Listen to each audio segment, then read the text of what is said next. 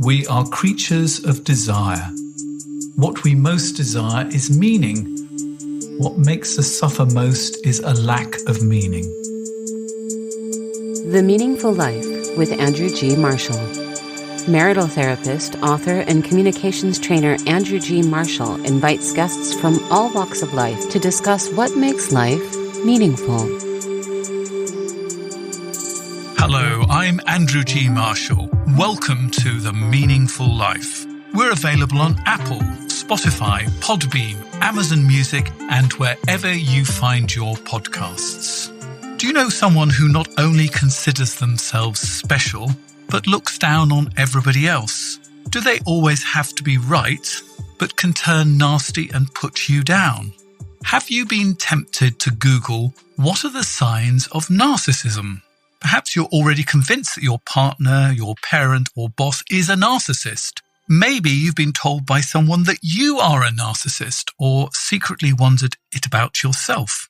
The term is thrown around so much these days, with this or that public figure being labelled as one. I thought it time for a deep dive into the subject. Narcissism, a helpful diagnosis, or something to turn an ugly situation even worse? My witness today is Ruth Ann Harpur, who's a clinical psychologist who specialises in relationships and the issues of narcissism. So, welcome, Ruth. How did you find your way to this specialism? Well, thank you very much for having me. I fell into it, really. I spent most of my career so far working in the NHS and have always worked with what are called the cluster B personality disorders. Mostly what would be termed borderline personality disorders. And there's a whole debate about diagnosis anyway. And then I was working in private practice and I had a handful of people I was working with where there were some issues of narcissism. There was some grandiosity, there was some sense of entitlement, and they were challenging to work with. And at the time I was looking for a supervisor. And the pandemic had just started. And I thought, I'm not limited to supervisors I can meet face to face. So I actually contacted someone I'd done training with and had looked up to for many years, Wendy Behery, who developed Schema Therapy for Narcissism with Jeffrey Young, and asked if she would supervise me for those people I was working with. And that turned into a really fruitful supervisory relationship. And then I mentioned it to my colleagues who make referrals to me, and they were like, well, we have plenty of referrals for you. And it just kind of exploded. And I think when I started working clinically, I wasn't so familiar. I was familiar with the research and clinical literature on narcissism. I wasn't so familiar with the internet presentation of narcissism.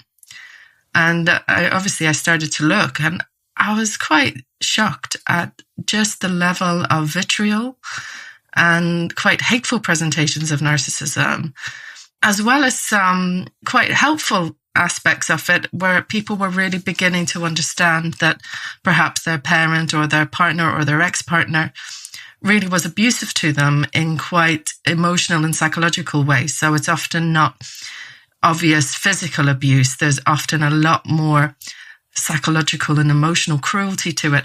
So that's kind of how I fell into it. And then I was like, well, let me try and put out some more nuanced content about narcissism that actually really reflects what narcissism is and what narcissistic personality disorder, which is a disorder of narcissism, is. So I started doing that. And that's kind of how I've fallen into it. And it's certainly a really interesting area. So let's sort of start with some sort of definitions. So what is the difference? I mean, what I've always found helpful is the difference between narcissistic traits and having a narcissistic personality disorder. Is that a helpful place to start for you, or is that going to muddy the water? No, I think that's a really helpful place to start. And I would start even before narcissistic traits. Narcissism as a concept has evolved massively over many, many years. So So there was obviously the Greek myth of Narcissus, who... So tell us the myth, because I think actually getting the full myth is a very good place to start. So thank you for bringing that up. We have to remember when you tell us the myth that there is not only Narcissus, but he had a lover as well. And so we can look at this in a relational sort of kind of way. So tell us the myth. So the myth is that Narcissus was born. He was born of a rape. His mother was raped by a river god. And his mother was told, she sought help. She asked how she could help her son live a long life. And a prophet told her son would live a long life if only he didn't see himself. And so she never let him see his reflection.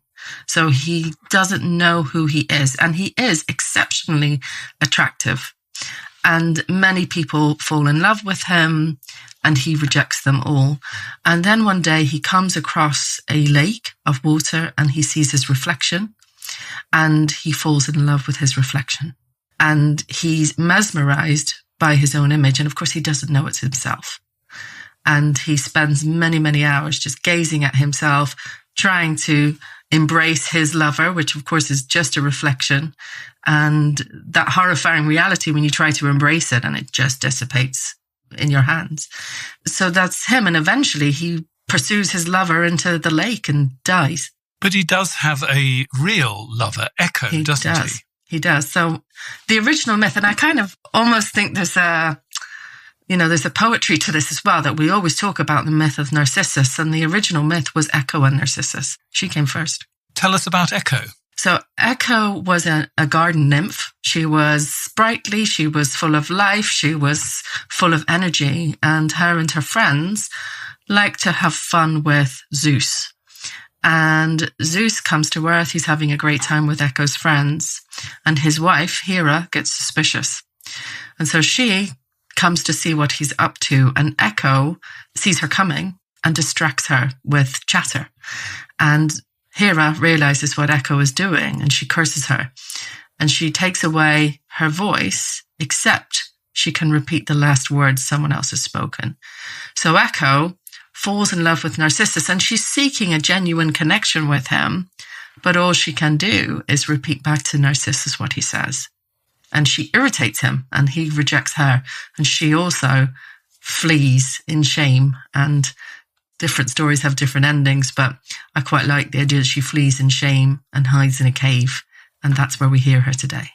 And I think this sort of shows a little bit the relationship of somebody who is with a narcissist. They get sort of trapped in just reflecting back and echoing the glory, and I'm now doing finger quotes, of the person who's in love with themselves. I mean, I think that's the sort of story around narcissism, that they're in love with themselves. And there is, I think, when people are in relationships with people who are high in pathological narcissism, they will describe an invisibility. Like, I'm erased, I'm nothing, my opinions don't count in this relationship. My goals, my wishes are diminished. I'm in the thrall of this other person's priorities and often their fantasies of success or love or achievement. So let's look at the idea of narcissistic traits then.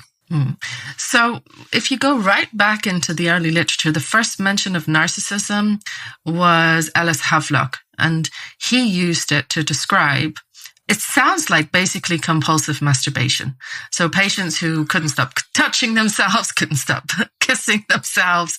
And he described it as basically self-love. And it was a very sexualized form of self-love. And then bizarrely, the concept was taken up by Freud rather briefly, and he completely desexualized it. And he referred to narcissism as a kind of self-focus and a self-orientation that we all have, and that's necessary in childhood development, that we see ourselves as having agency, we see ourselves as the center of the world. And that's actually what gives us the impetus to try to do things for ourselves, to get a reaction from our caregivers. And what he talks about is actually quite beautiful in Freud. I'm not the biggest fan of Freud mostly, but he talks about how as children grow and develop, they pawn off a part of their narcissism in favor of relationship. And they begin to interact more with the caregiver. So we need a healthy ego. We need to know this is me and that is you. And, I'm important. It's okay for me to ask for what I need. So we need a healthy ego. And where does a healthy ego finish and narcissistic traits begin? So after Freud, there's a beautiful quote from Freud, actually, that he who loves becomes humble, which I think is really lovely. So after Freud, the concept was taken up by Heinz Kohut, and he was a psychoanalyst working in Vienna. And he was at the turn of the century working in Vienna. It was a very vibrant city. It was full of the performing arts and creativity. And he began to describe what I think we would see more as narcissism today. A kind of achievement orientation, performance, a focus on outward presentation and grandiosity. And he had a quite sympathetic view of it. He could see the downsides of it and there were aspects of it that could be problematic for people, but he also saw advantages in it and that it was something to keep in check rather than something to get rid of. And he and Otto Kernberg, who's still alive today, still writes prolifically on the subject of narcissism. Kernberg came later, and he was also working in Vienna, but at the time that the Third Reich was rising. And he began to talk about narcissism as much more pathological, much more sinister, much more Machiavellian, much more destructive, linking it with Nazism, and really seeing it as a destructive force. And throughout the 20th century, Kernberg and Kohut had many, actually very fruitful debate. I mean, these were wonderful debates and, they shed a lot of light rather than being in great opposition to each other. But there was these kind of two sides of narcissism, which is the more creative, to some extent grandiose, but quite creative side, and the much, much more destructive and harmful side of it. And I think I tend to see it as a spectrum of healthy narcissism at one end, where you have a healthy sense of yourself. You may have a slightly rosy view of yourself, a slightly more positive view of yourself than is entirely accurate. But that has advantages. That's what makes people start podcasts and pursue ambitions and create things. And what would the internet be without it? Exactly.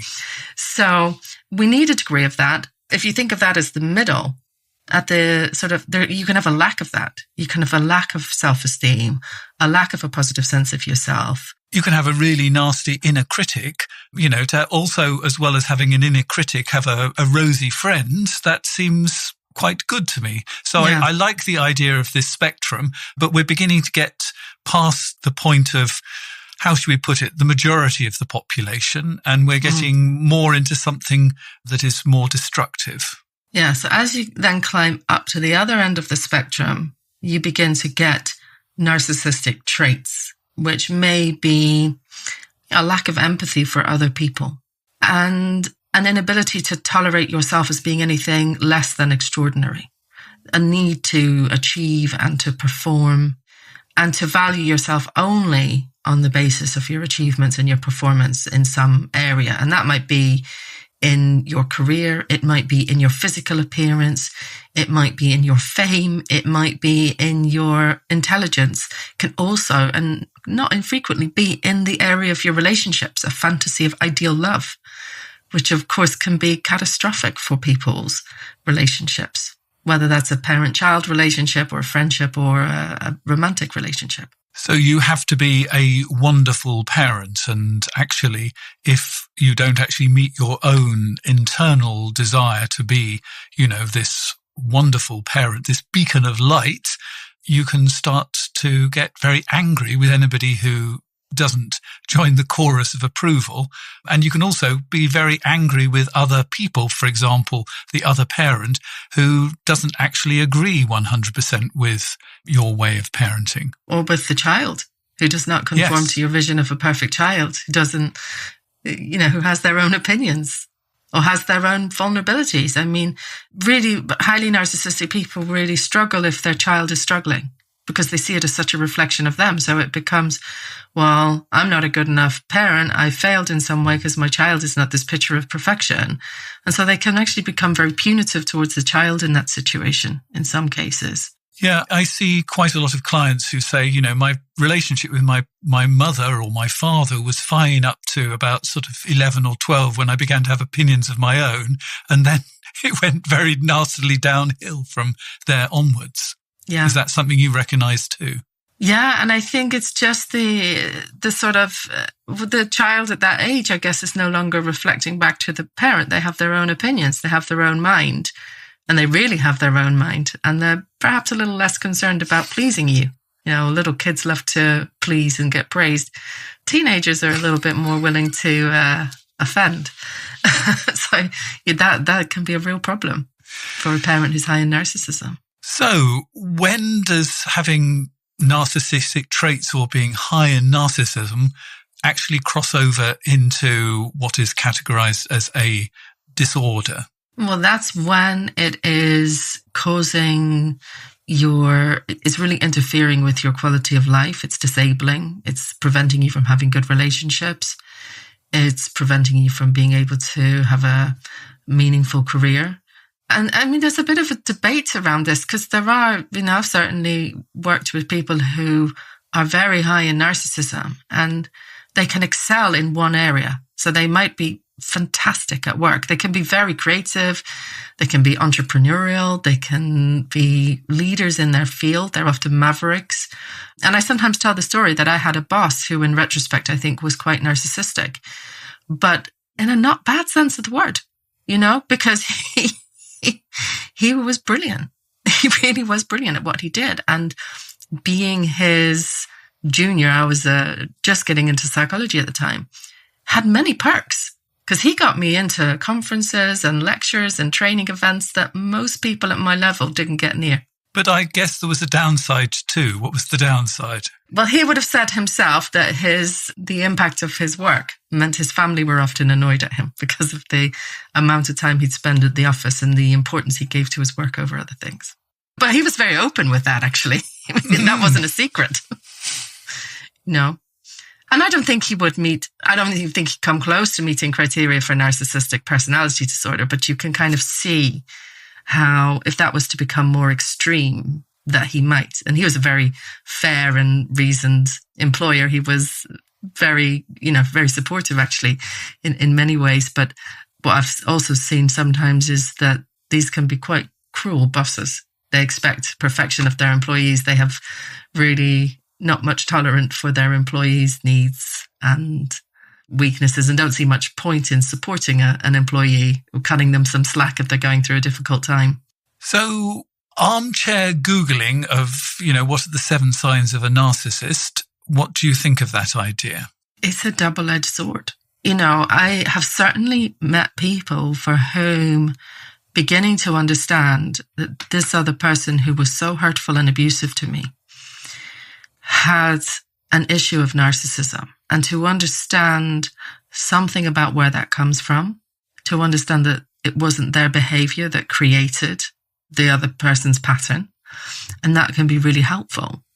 But what I've also seen are people grossly misdiagnosing. I work with couples as well as with individuals, and it's not infrequent that I'll get a couple coming where one person is convinced the other person is a narcissist, and they're interpreting everything their partner does in that light. And you can imagine what that does to the relationship. I know, because I get that one as well. You've seen it too, yeah. I always say I'm not qualified to diagnose somebody as a narcissist. You see, the problem is I can. But if I'm not qualified and I've spent 35 years with couples, I don't think the person themselves looking on the internet at 7 signs, and I think actually often if you look at 7 signs of anything, you can begin to fit yourself into it. I find that really unhelpful because it stops you being curious about why this is happening. So immediately you just go, oh, they're a narcissist. Oh, they're a narcissist. And you can't actually have any kind of fruitful conversation. Absolutely. And it's a shutting down of the story, I think. And what I'll often say to people in that situation is, let's put the labels aside, because I don't think it's going to help your relationship. Let's try and understand both of your histories, both of your backgrounds, how that's made you the person you are today, how it affects what you bring to this relationship, and how you interact with each other. And then there are times where the diagnosis, as it were, is probably quite correct. And there are certainly narcissistic traits, if not narcissistic personality disorder. Even then, I think, okay, I can view this through the lens of narcissism, but the diagnosis is only a starting point in that situation. It's a label. It's not the whole story. At that point, then I really want to understand, well, why has this person developed such a strong need to achieve and to perform? And if we even go back a little bit, it's like, what actually is pathological narcissism? And I see it really as an inability to accept yourself as ordinary and vulnerable, to expect that you would be loved unconditionally by someone. And so there's this absolute intolerance of any vulnerability or mistakes. I mean, that's what I often feel when somebody has to defend themselves so strongly that they're actually completely and utterly attacking the other person. Why is it so necessary for you to be right? Because couples play I'm right and you're wrong all the time. But, you're going to play this game to the absolute limit. And nearly always it's, unless they are perfect, unless they're right, they are not going to be lovable. And that is a terrible, terrible thing to carry around with you. Then when I do work with couples, to be honest, I think normally the individual who's more narcissistic needs some individual work first to really unpick that for them. But I think that can be helpful to then bring into couples therapy to allow both them and their partner to understand, and also to develop, some people I've worked with develop a little bit of a sense of humor about it, where their partner will be able to say, you're doing the thing where you need to be right. You don't need to be right around me. You know what we agreed? We would choose being married over being right. And you can almost sort of say, this is my narcissistic bit of me, but this is not the whole of me.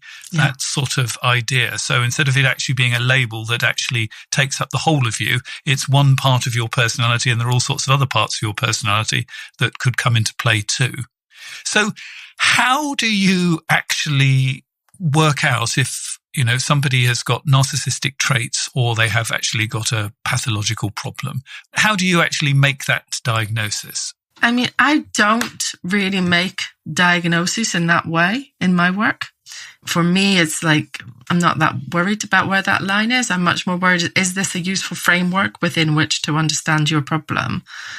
But I mean, I think where something becomes a disorder is at the point where it becomes disabling, the point where it's really causing you distress and interfering with your life. And that can be challenging in narcissism, because sometimes the narcissistic person is like, I'm good with this.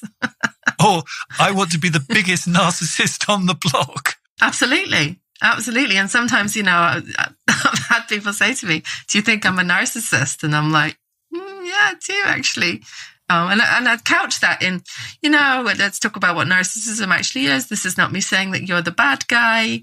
This is not a criticism. But if I look at this pattern, does your kind of way of being in the world, does it fit it? Yeah, I kind of think it does. Do you think it fits it? And very often the response is, yeah, cool. I knew it. And I think what is lost in this whole debate, particularly when we get into the sort of narcissism shaming kind of category, is we forget there are different kinds of narcissism. So you talk about covert narcissism. Now, what's covert narcissism? I think there's like different presentations of narcissism. And so we kind of have the image of a narcissist that we all know and loathe, which is the grandiose narcissist who is, has a swagger, is arrogant, is a show-off, wants to be the center of attention. They get their sense of specialness from being brilliant at something.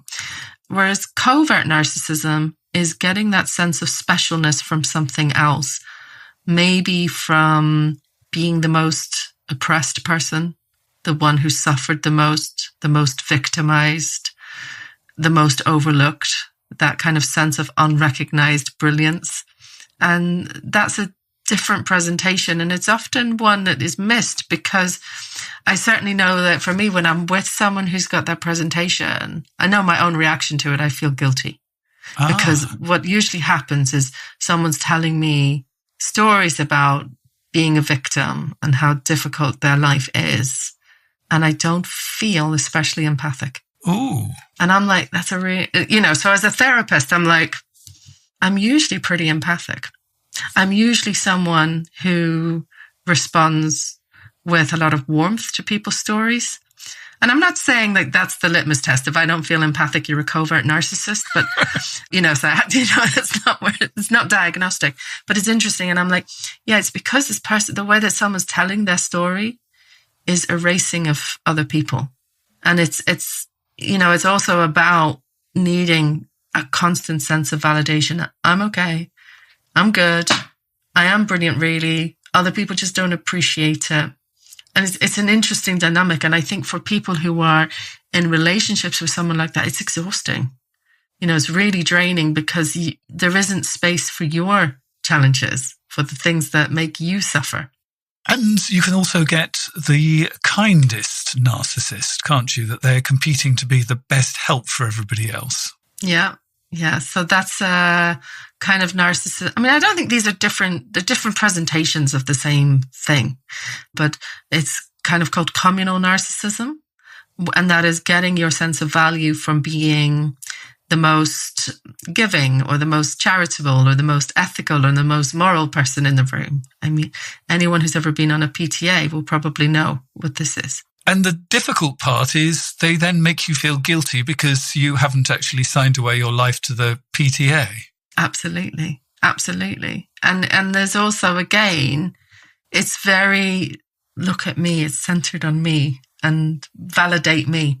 So what I think is a very useful way of looking at this that I got from you is that a narcissist wears a mask to cover up the real fallible self. And I thought that was a really good way of looking at it. So can you explain exactly what you mean by wearing a mask? Well, I mean, I'm trained in Schema Therapy. So we talk about modes, which I think can also be talked about as mask. And if I think about it, someone who's a narcissist, their background, their history, there's usually a lot of neglect. I mean, this is just my kind of clinical experience. There's a lot of neglect in adolescence. And I think adolescents actually are quite resourceful. And so what happens when they're severely neglected, or they get a lot of outsized punishments, or there's a lot of criticism, or there's extraordinarily high demands on them and a lack of just love and acceptance for being normal, they develop ways of coping. They develop maybe the ability to be impressive, the show off, the grandiose one, the amazing athlete, the academic achiever, the attractive one, the famous one, the Instagram perfect one.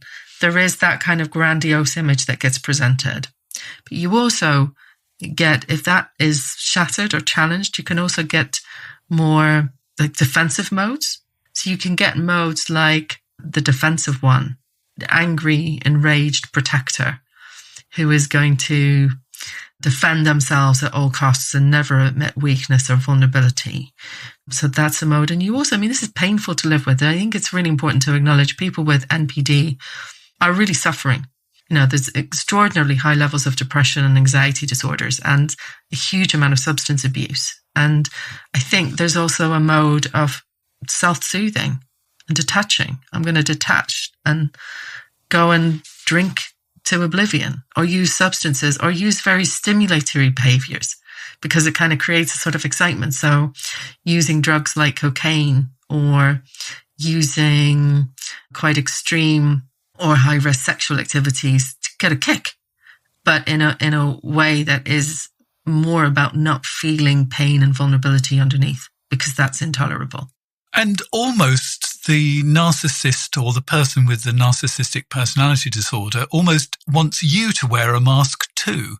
There's a want for you to constantly validate them and to constantly And also to take the blame, that you've got to be to blame for any mistakes, because it can't be them, right? But then also you're not good enough. So if you're that partner, I mean, it's a real messy relationship. And it's interesting. I have since being more open about my work on social media, I've had a lot of narcissists reach out to me, including narcissists who have their own social media channels. And I've got friendly with some of them, and it's really interesting. But, one told me, and he's open about this, he's posted about it on his own channel. He said, he went and talked to some of his ex-partners. And he's only 24, he's a young man. And he asked his ex-partners what it was like to be in a relationship with them. And they said, well, we felt like we didn't matter, that we weren't important. We became invisible and we weren't good enough. And we tried really hard to please you, but it was never going to be enough. And we never really felt connected with you, and we felt really lonely. And he was like, I made them feel like me. Gosh, that's really insightful, isn't it? There's a tragedy in that. It's like, you make someone feel like you. Well, we're back to the echo myth, aren't we? Yeah. I mean, that both people end up in a very bad kind of place. Now, one of the things that I thought was really good about your channel is it's very easy to start thinking all about the narcissist in your life, sort of kind of thing, and focusing entirely on them. But what you say, and this is just absolutely beautiful, is you have to focus on yourself and learn to articulate your needs in a calm way. So can you explain what you mean by that piece of advice? Absolutely. I think this is very much about overcoming that echo side of things. It's really getting to know yourself. If you're in a relationship with someone who's very narcissistic, you really have to learn. You've sometimes been in their thrall. You've been the echo. You need to reconnect with yourself again. You need to reconnect with your own needs, your own experiences. And, for someone who's been in relationships with narcissists their whole life, if this is from childhood, that can be a really long journey of really getting to know themselves and learning how to almost reparent themselves. So they do see themselves as having importance, as being acceptable as they are, as being lovable as they are. That's really important. For other people, it's about reclaiming that after a romantic relationship with a narcissist. So, I guess what I mean by it is really getting to know yourself, getting to care about yourself, putting yourself at the forefront rather than the narcissistic person at the forefront. Because, one of the things I find most difficult when I watch the kind of content from some other channels is this, what the narcissist will do to you. Understand this about the narcissist. The narcissist will hurt you in this way. The narcissist will do this. And I'm like, and you will do what? And you will feel what? And you need what? It's like, what about you? There is this absolute neglect of yourself. And I'll see actually social media channels of people who will say, I've been severely abused by a narcissist, and the entire channel is about narcissists. And I'm like, where are you? This is echo all over again. Where are you? And that it is very useful to channel your own anger sometimes because it gives you the energy to possibly change. But it can also mean that you go on the attack. And I think attacking a narcissist, I would be very surprised if that's going to be a very productive way of approaching it. No, that just fuels conflict. And, when I work with narcissists clinically, the only way it works is if I stay very sturdy. I have to be really in tune with my own self. And I have to be willing to tell them, I'm noticing you talking over me quite a bit. Let's just take a moment to realize what's happening, because I'm feeling a bit put down by the way you're talking to me. Let's talk about what's going on here. And approaching it with a kind of curiosity and compassion. So it's not criticism or attack. But if you don't do that, as a therapist, you end up doing the same thing. You're placating and pleasing and tiptoeing around them, and the therapy's going nowhere. And you get sacked very quickly if that happens. So I think it helps, and this is a very controversial thing, to be sort of a little bit compassionate towards them and actually be aware that they don't specifically want to hurt you. You're sort of collateral damage. Why is that a very controversial thing to say? Well, I think, this is very controversial. So, I think this depends on whether you want to stay in a relationship with a narcissist. I'd never say to someone, you need to be compassionate to someone who's abusing you. In fact, in some ways, I think, no, you need to be compassionate to yourself first. Start there. And being compassionate certainly does not mean you should stay in a relationship where you're being consistently hurt by the other person. There isn't a willingness to engage with you. There's not enough good in the relationship for you to stay. So there's a sort of reality to that. But I think if you are going to have any kind of relationship with someone who's narcissistic, or you're going to work in therapy with someone who's narcissistic, you do need to have compassion for the suffering part that's underneath some of these very difficult coping modes. And to understand that this person has suffered, that there is a background here, there are reasons, and also to have empathy with the coping modes in the sense of, yeah, I understand why you show off. I understand why you put me down. I understand why it's difficult to acknowledge a mistake. But the centering part, and this is the one that is the really difficult place to reach, and why I think, if you are in a relationship with a narcissist, you need help and support, is you need to explain what you need in a sort of specific sort of kind of way, and, stand up for the thing that you need. And I think it has to be very specific, like, I need you not to talk over me, for example, rather than you need to show me respect. I don't know what that is, but I do know when I'm talking over somebody. Yeah, that can be really helpful. It can also, I think, be really helpful.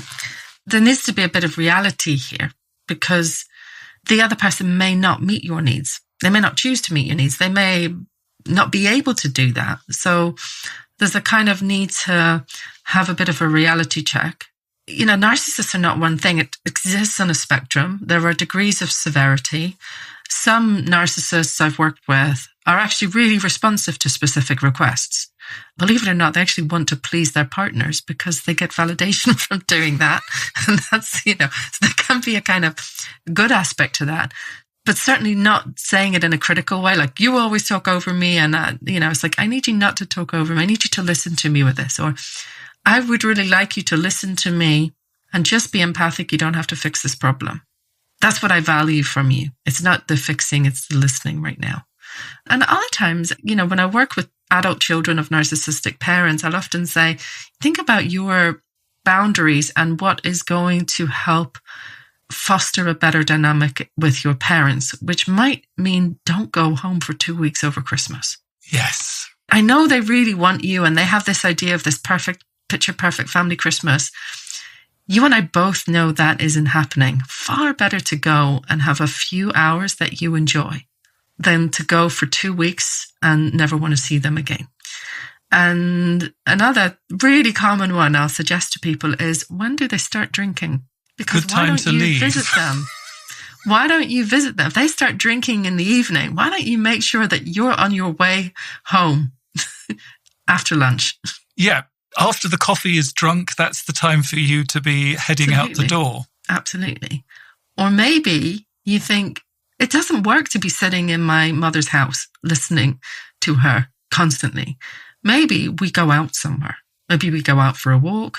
Maybe we even just go to the cinema and catch a movie, because then we get to spend time together. It's relaxed. It's a little bit more fun. And there isn't that intense conversation. So there's ways of kind of creating a little bit more distance that actually supports the relationship. So I'll kind of get people to think about those things when they're ready. But to do that well, you've got to be really tuned into yourself. And you've also got to be able to tolerate if the other person isn't happy with you.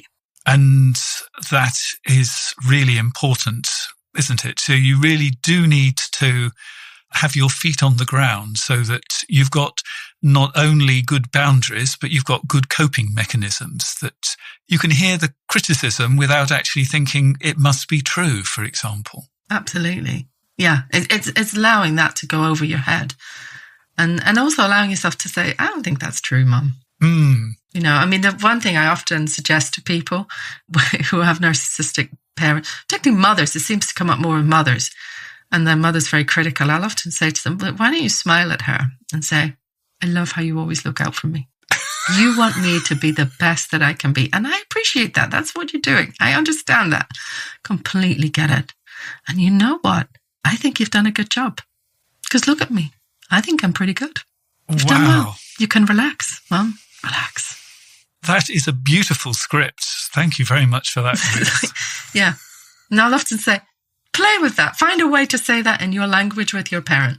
So how do you put that in, if you're the partner of somebody, what would the equivalent of that be that allows you to say, I disagree with you in an agreeable manner? Can you give me an example? Yes, okay. You've been told that you're sloppy yet again, sort of kind of thing, that you're leaving things around the place and you're not meeting the high cleanliness standards of the partner. Yeah, that would be... I think a familiar one. I would not be defensive. Like, you know what? Yeah, I'm sloppy. Sometimes I do leave things around. And you're really concerned to make sure we have a good, clean living environment. And I really, really appreciate that. And I'm also human. And sometimes I'm going to leave a mug around. And sometimes things aren't going to be what they are. But I'd like to hope that in our relationship, we have a little bit of tolerance for each other. And that is beautiful as well. Thank you for that. And we're going to go sort of granular and look at a particular case. I don't think it's actually helpful to try and guess whether there's narcissism involved in here, but it's actually dealing with a high drama kind of relationship. And I think you know about high drama relationships. And we'll be doing that in just a moment. The Meaningful Life with Andrew G. Marshall. Please follow us on Twitter, like us on Facebook, and visit our website, andrewgmarshall.com/podcast, where you can join our supporters club and unlock bonus material and other benefits. How can I help you have a better relationship? There's nothing I like better than talking to some of the world's top sex and relationship experts. It helps me learn and grow, and that's why I've started this podcast. But what makes my life meaningful is writing and teaching. That's why I've written 20 books on relationships, which have been translated into 20 languages. They fall into two categories. Firstly, improve your relationships.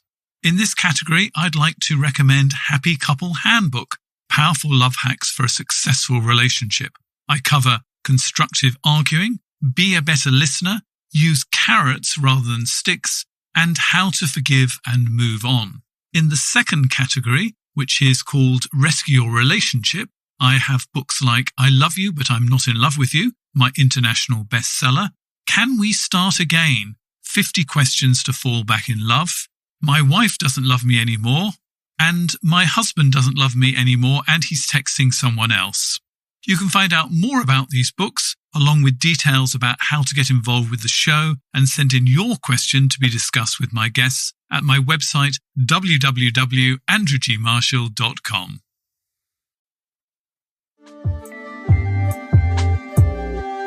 So there are all sorts of ways of getting involved with The Meaningful Life. You can join our Substack newsletter. You'll find details of how to do that on my website, www.andrewgmarshall.com/podcasts. You can become a supporter of The Meaningful Life and get all the bonus material and have my eternal gratitude. And you can also find out how to send a letter in with a dilemma for me to share with my guests here on the podcast. And this is the one we've got today. My ex seems addicted to drama. There's always someone that she's fighting with or angry or upset about because they've done something in her view that is horrible or double-crossing or whatever. More times than not, it is me that gets the brunt of her anger. I tried to stay because we have a child together, but I found myself dreading waking up every morning. I would stop on the way home shaking. When I started getting panic attacks, on one occasion I was rushed to hospital because I thought I was having a heart attack. I knew I could carry on no more, although I feel guilty about leaving. Our son is 5 years old and I have him to stay with me as often as possible, but sometimes she makes it hard and is forever changing times and dates, which is difficult because my work is not that flexible. She has another child with another man, and I saw the same pattern before until he gave up and buggered off. I don't want to do the same, but some days it is really tempting. Some days she's also nice and suggests getting back together again, but I've fallen for that one before. What should I do? This is such a classic echo situation, isn't it?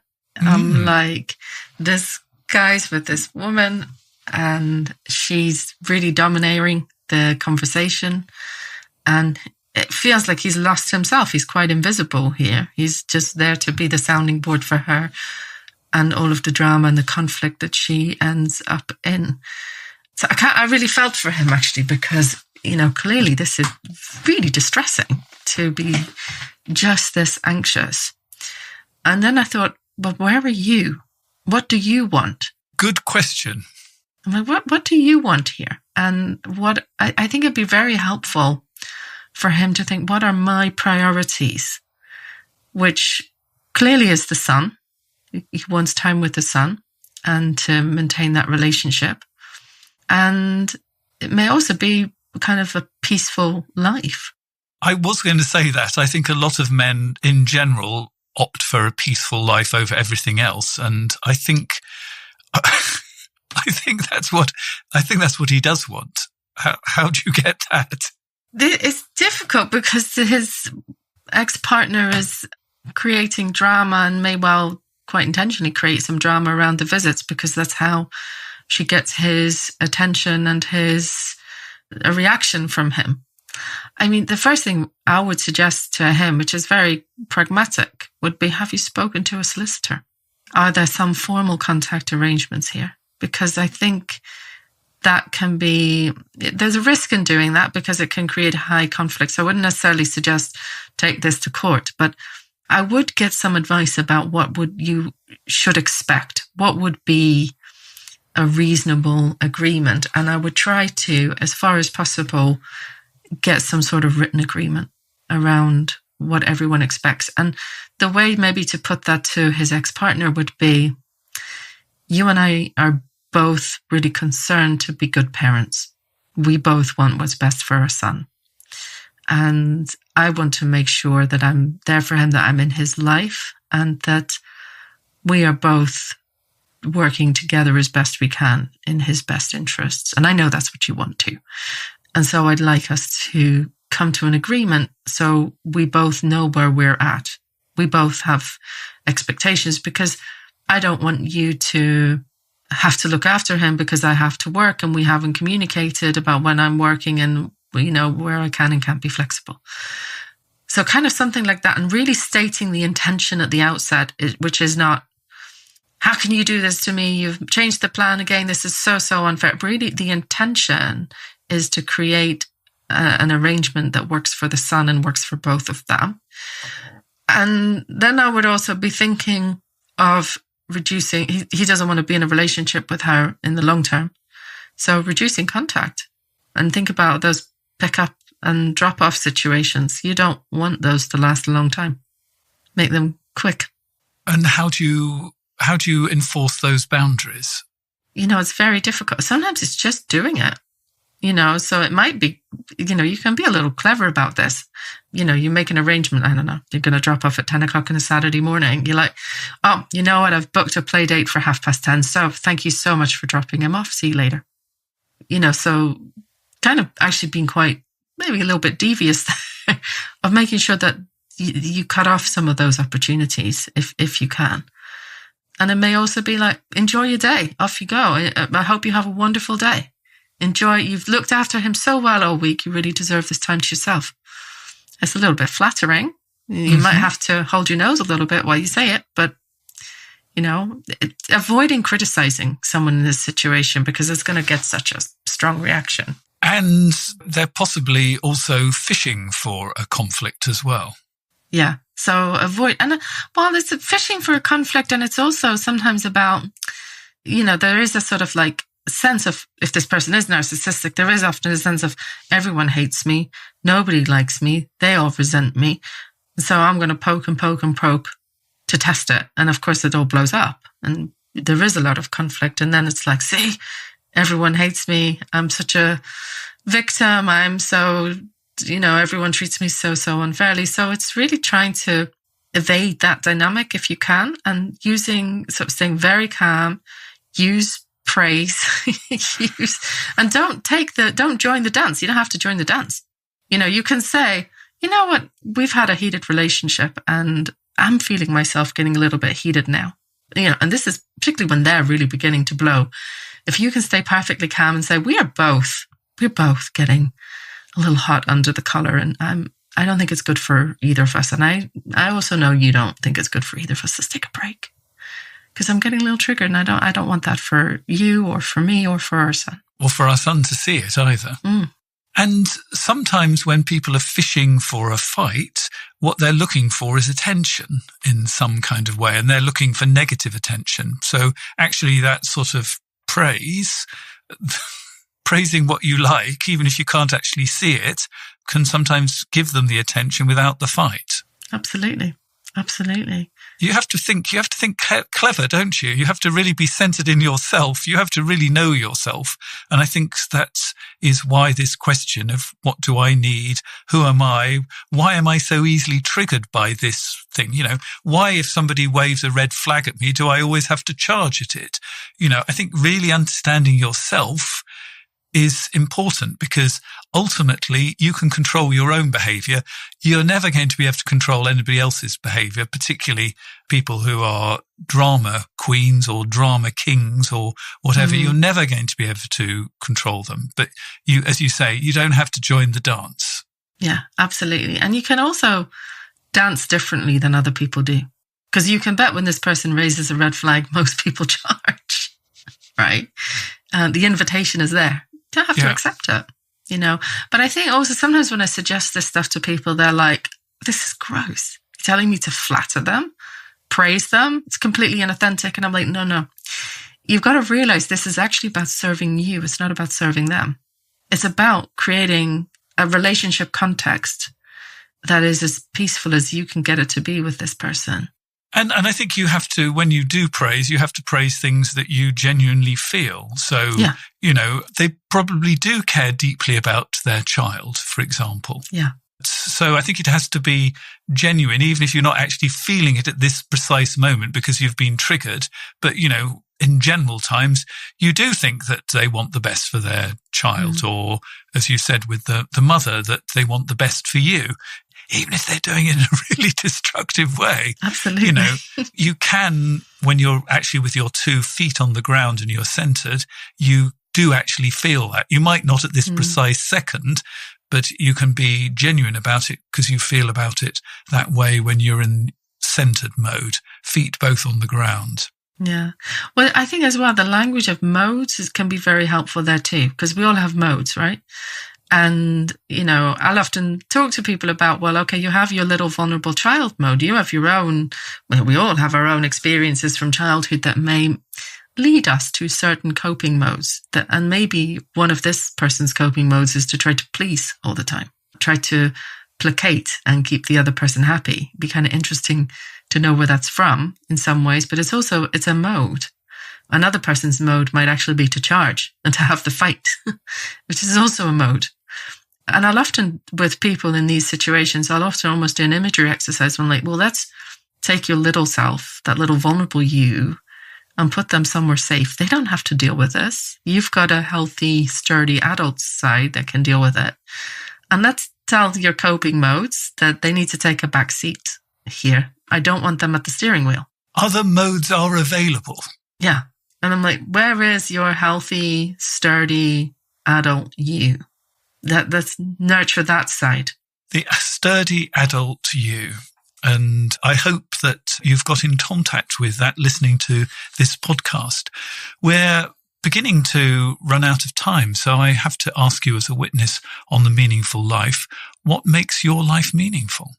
Well, yeah, I thought about this. And I think, first of all, relationships, like my closest relationships and friendships are absolutely pivotal to a meaningful life. Like, why have anything else if you don't have those?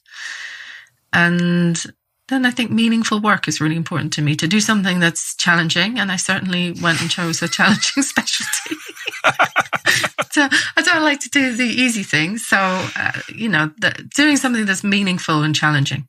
Why do you think you chose this? Because ultimately it chose you, but you also accepted the invitation to the dance. What is it in your childhood that made you accept this invitation, do you think? I don't know. I had I grew up in Northern Ireland in quite a religious context with a lot of dogmatism. And I think my rebellion against that has been to seek not to be dogmatic and to seek to see things that are maybe not obvious initially. I'm like, let's not judge this prematurely. I grew up around huge amounts of judgments and stereotypes. And when I came to England at 18, I was shocked to find that not everyone thought the same way as I did.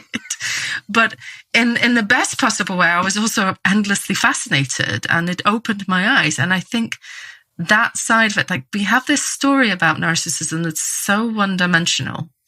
I do think what attracts me to this in many ways is the fact we don't understand this phenomenon. We have such a simplistic view, and there is an attraction to not seeing this as black and white. And that is also part of your journey, getting away from black and white thinking as well. Absolutely. Yeah. Well, fortunately, the conversation doesn't have to end here if you are a supporter of the meaningful life, because what I'm going to be talking next to Ruth about is dating again after a painful breakup, because you've been fishing in these waters where, dogma has been leaping around and waving its knickers in the air, so to speak. And it can leave you really, really hurt and finding dating again really difficult. So we're going to talk about that. We're also going to find out the 3 things that she knows deep down to be true. So if you'd like to hear the bonus material, you can subscribe directly via Apple or Spotify. We're also available on Amazon Music. And if you want to become a supporter of The Meaningful Life and get access that way, here are the details. You've been listening to The Meaningful Life with Andrew G. Marshall. You can follow Andrew on Twitter, like him on Facebook, and please leave a review wherever you consume your podcasts. Making, editing, and distributing The Meaningful Life comes with substantial costs, and we'd like to ask for your help.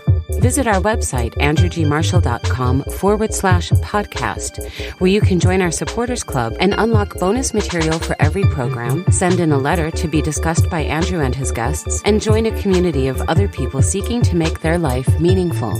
At the gold level, you get even more benefits. Production of The Meaningful Life with Andrew G. Marshall is by Michael Dooney. Social media by Madeleine Healy. Sound engineering and theme tune by Sebastian de la Luz Mendoza. And I'm Susie Colick. Please tell your friends and spread the word. Thank you.